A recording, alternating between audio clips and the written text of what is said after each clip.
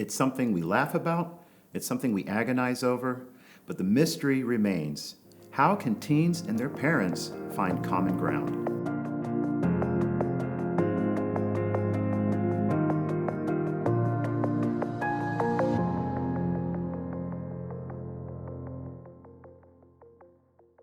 Hi, I'm Father Kevin Zubel, a Redemptorist missionary serving in the Diocese of Baton Rouge.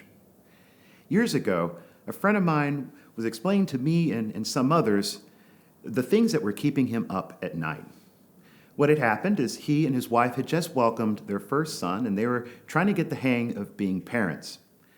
And he expressed to us that one thing that was keeping him up at night, causing him to wake up in the middle of the night, is he was thinking about his son, and he was thinking about the life that his son would have, and it came to him at 3 a.m. one night. He said, "Oh my gosh, one day my son is going to be 16 years old. And I remember all the things that I did when I was 16 years old. I don't think I'm ready." Well, even with a 16-year head start, my friend was nervous about being the parent of a teenager. And he was, of course, reflecting on his own life as a teenager and that time of trying to become more independent, that time of building tension with parents and in the household. And I think that's so true, that there is often this tension, this sort of mystery about when the little ones in our household start to reach their teenage years and the conflict begins and sort of the battles over independence begins. Because many parents are like my good friend who recall being teenagers and recall kind of the things that they did, sometimes good, sometimes not so good. And so there's this natural balancing act between parents trying to be protective, parents kind of knowing the risks that maybe their kids don't understand yet, and trying to be good guides and trying to lay down good boundaries and good rules. But in the same vein, kids are trying to become more independent. And we know as adults that it's important that kids learn how to speak for themselves, how to think for themselves, and how to navigate a world that is so very often unfair and complicated. And so it is this sort of balancing act, and we see it flare up around the dinner table, we see it flare up around the house. For as long as we've had language, families have had this struggle. How do we communicate? We try to balance all these interests between teenagers coming into adulthood and parents who are trying to be protective.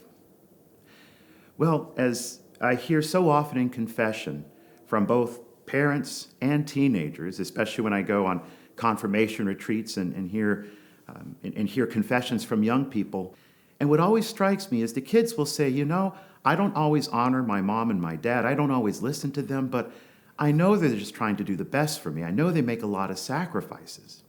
And parents come into the confessional saying, I lose my patience with my kids. They're good kids, and yet sometimes they drive me to the edge. And so what I've learned in the confessional is that this tension between teens and their parents is sometimes loses sight of the love, the deep love that each has for one another. And that sometimes that's the piece that gets lost, is this deep love and this deep recognition that we really do want the best for one another, and that our kids really do want to be good kids. They want to be respectful, and that sometimes we just struggle to find the way forward. And so is there anything that our faith can teach us other than the commandment that tells us to honor our mother and father? Well, I absolutely believe we do. In our faith, we have the image and we have the example of the Holy Family. Now, so often we grow up with these perfect images of the Holy Family. It looks like a family that never had any drama, any tension. But we know that's not the case. We know the story of Jesus getting lost in the temple. Well, not really lost in the temple, but Jesus staying behind in the temple while his parents and other family members moved on, about the time when Jesus was 12 years old. But what I wanted to pay attention to, and what I think is a guideline for parents and their children, is the conversation between the Blessed Mother and Jesus after the finding in the temple. And this comes to us from the Gospel of Luke, the 3rd chapter.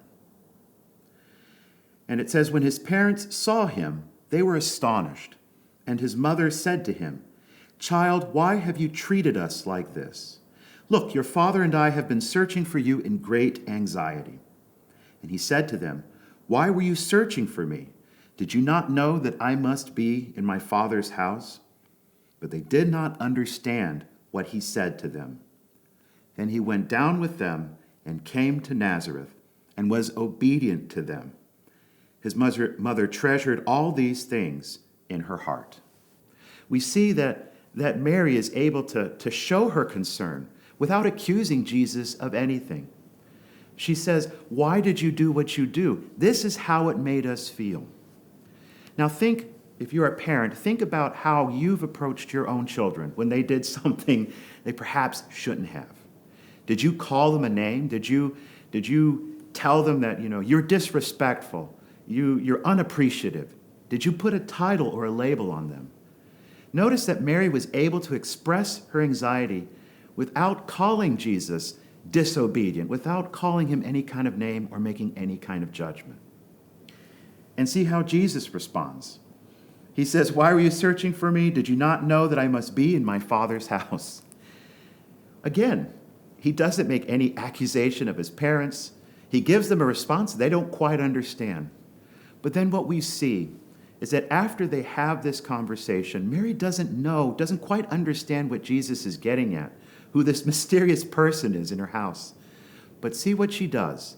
She treasures all these things in her heart. She trusts that something good is at work in her son. And even if she doesn't understand it, she's willing to hold judgment and to see how it plays out. And in turn, Jesus goes home and he's obedient to his parents. I think this gives us a beautiful model and example of how we can move forward in these times of tension. Each is explaining how they feel, what they see, what is their concern. And they do it without judgment. They do it without calling names. The parents, as upset as they are, they listen to Jesus. They allow him to explain his perspective. And when they don't understand it, they don't retreat and reject it and continue to push him. They say, "Well, now that we see why you did what you did, we don't quite understand it, but we're going to hold these things in our heart." Now, sometimes our kids do things that they need to be corrected. There needs to be punishment. There needs to be consequences.